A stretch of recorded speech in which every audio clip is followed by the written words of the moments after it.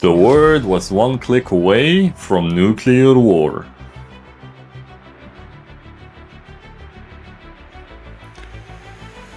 The closest humanity ever came to extinction.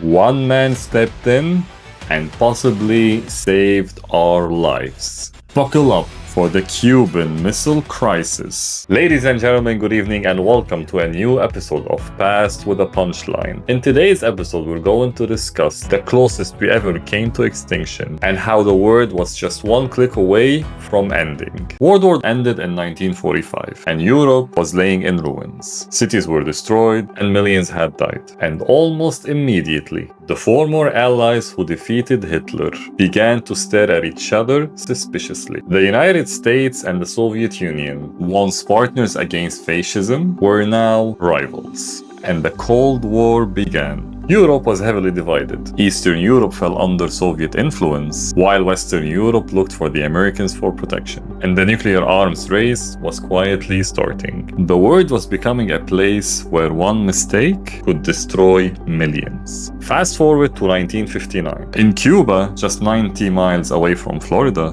Fidel Castro and his rebels overthrew Batista, a US-based dictator. After Batista fleeing, the island became a revolutionary government, independent and unpredictable. Castro moved forward. He nationalized industries and took over American businesses and drew closer to the Soviet Union. And for Washington, this was a nightmare. Communism right in their backyard. So the US tried to remove Castro. In April 1961, the CIA organized the Bay of Pigs invasion, a force of Cuban exiles landing on Cuban shores to topple the revolution. But it was a disaster. The invaders were crushed within 3 days. Castro grew stronger and his alliance to Moscow was tightened. In the Kremlin, Nikita Khrushchev was watching closely, seeing an opportunity to shift the balance in the Cold War. Khrushchev had his own worries. The US had nuclear weapons stationed in Turkey and Italy, and just minutes away from Soviet cities. America had the advantage, and he wanted to balance the scales. So he came up with a very bold solution, placing Soviet nuclear missiles in Cuba. In the summer of 1962, Soviet ships carried missiles, troops, and weapons across the Atlantic. Construction began on launching sites, hidden under camouflage, and guarded by thousands of soldiers. And if the plan succeeded, the Soviet would suddenly have the ability to strike multiple US cities within minutes. But secrets rarely stay hidden. On October 14, 1962, an American U-2 spy plane flew over Cuba, and its cameras captured unmistakable images. Long, cigar-shaped missiles on trucks, and launch sites under construction.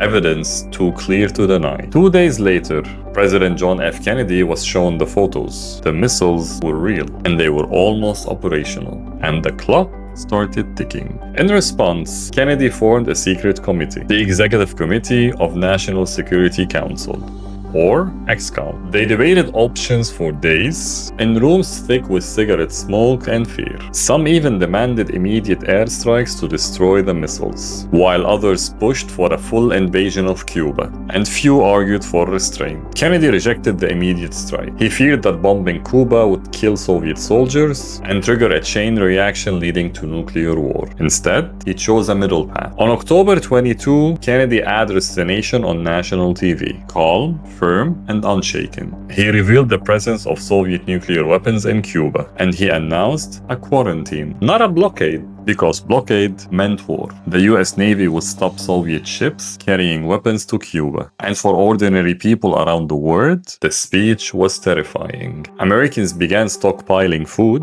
building shelters, and preparing for the unthinkable. And the Soviets denounced the quarantine as an act of aggression. And the world held its breath. Soviet ships moved steadily towards the blockade line. American destroyers and aircraft carriers stood ready. One wrong decision, one misinterpretation, interpreted signal could ignite a nuclear war. Then suddenly, the Soviet ships slowed, and one by one, they turned back. However, the relief was temporary. The missiles already inside Cuba remained, capable of striking major US cities within minutes. The quarantine, although it bought some time, did not solve the problem, and leaders on both sides still faced a delicate, invisible dance. And negotiations had to succeed because there would be no second chance. And for 13 days, the word balance on a knife's edge, and every heartbeat mattered.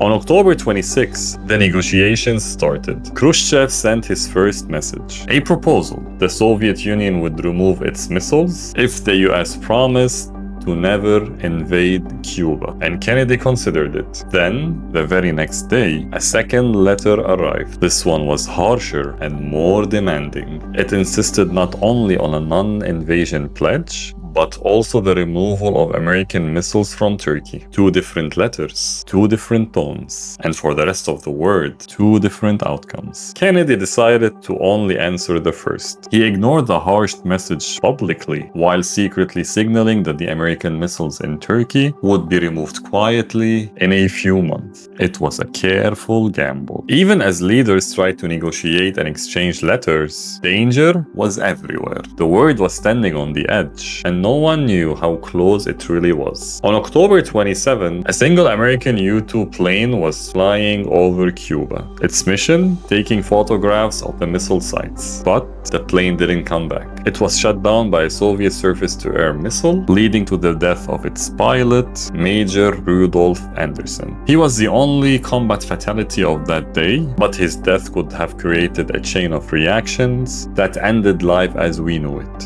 In Washington, the military leaders demanded immediate retaliation. They wanted to bomb the missile sites in Cuba to destroy the weapons before they could ever be used. The room was tense and the air was heavy with fear, but Kennedy resisted. He understood that one wrong move could escalate the crisis into a full-scale nuclear war. One miscalculation, one impulsive strike could trigger a counterstrike, and there was no coming back from this. Meanwhile, thousands of kilometers away, in the depths of the Atlantic, another disaster was about to happen. A Soviet submarine, B-59, was cornered by American destroyers. The Americans didn't know it, but the submarine was carrying nuclear torpedoes. The depth charges the destroyer dropped were intended only as a warning, but the crew inside of the submarine had no way of knowing it. Cut off from Moscow, isolated, and under immense stress, the captain of the B-59 believed that the war had already started. In his mind, an attack on the submarine means the nuclear war had already started, and he had to launch the torpedo to defend the Soviet Union. And that move could have ended everything. The order to launch the nuclear torpedo required the agreement of all three senior officers aboard. Two agreed, but one man, Vasil Archipov, the submarine's second commander, refused. Calm, rational, and clear-headed, he persuaded the captain not to fire. His decision, made in a cramped, claustrophobic submarine far from the eyes of the world, may have saved millions of lives, and perhaps the future of humanity itself. For most people on Earth, the events of that day would remain invisible. Nobody realized how close the world came to a nuclear war. One wrong move, one moment of panic, and the Cuban Missile Crisis would not have ended in negotiations, but with fire and ash. Finally, on October 28, Khrushchev announced on Radio Moscow that the Soviet Union would dismantle the missiles and return them home. In return, the US pledged not to invade Cuba. And secretly, Washington also agreed to remove its missiles from Turkey, though that part was never made public. The crisis was over, and the world can breathe again. The Cuban Missile Crisis changed the Cold War. A direct hotline was installed between Washington and Moscow to prevent dangerous delays in communication. Kennedy's reputation soared.